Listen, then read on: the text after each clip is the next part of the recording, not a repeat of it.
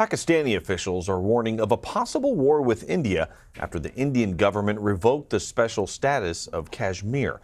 Now, the country's Prime Minister, Imran Khan, says he's afraid India will commit ethnic cleansing in the country's only majority Muslim state. He also warned if there is a war, no one will win.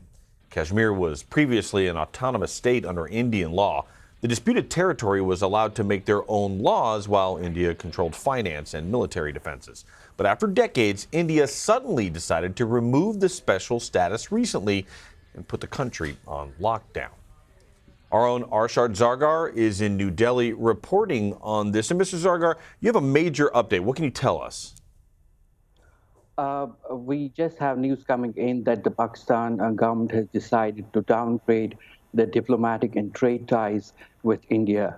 They have decided that they're going to recall their High Commissioner from New Delhi, and they're going to send back India's envoy in Islamabad back to New Delhi. So now that they're kind of pulling away from, I guess, diplomatic relationships there, where does that leave us? See, basically, there's a lot of pressure on Pakistan Prime Minister Imran Khan to act after India took this big decision on Kashmir. The opposition yesterday put a lot of pressure on PM Imran Khan. So he asked the opposition in the parliament that you tell me what should I do. And he had a high-level meeting with security and civilian leadership this morning.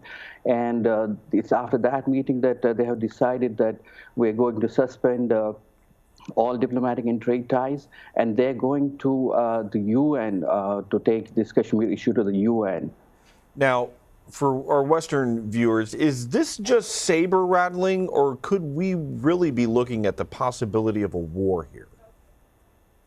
Well, we just had the two countries are nuclear powers. They a few months ago, the two countries carried out airstrikes on each other. The ties between the two countries are not at the best at this moment. There is, I cannot predict it, but there is a possibility that we may see some kind of military action between the two countries.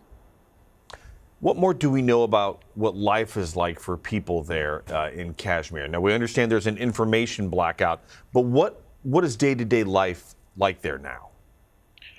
Well, people have been restricted indoors since Sunday midnight. They're not being allowed to come out of their houses, and they don't have any access to any sort of news or information. The phone lines are down. The internet has been blocked, and the cable TV is also blocked in parts of Kashmir. It's people who have come back from Kashmir Valley to India to New Delhi.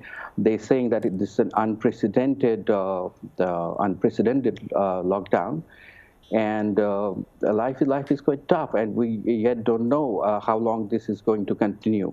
We have the Indian Independence Day coming up on August 15. There will be more security.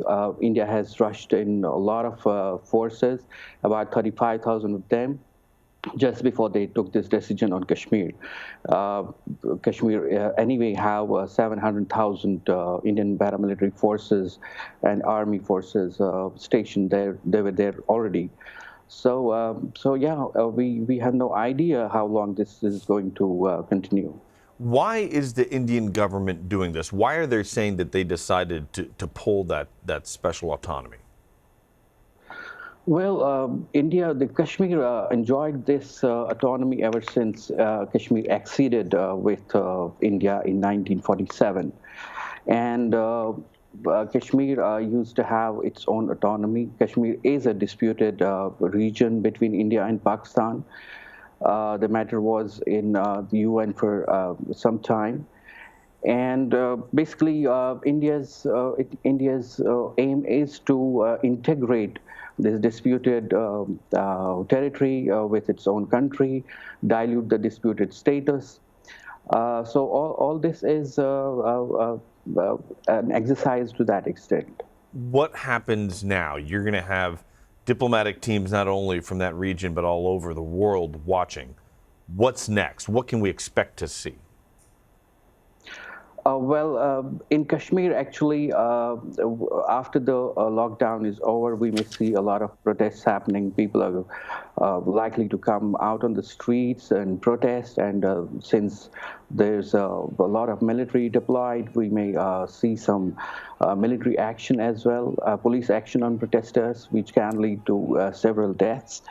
And on the international front between India and Pakistan, as I said earlier, the ties are at an all-time low, and there's a high possibility of a low intensity to a full-scale war. A lot to pay attention to in the region. Arshad Zargar, thank you very much for your time. Thank you, Omar.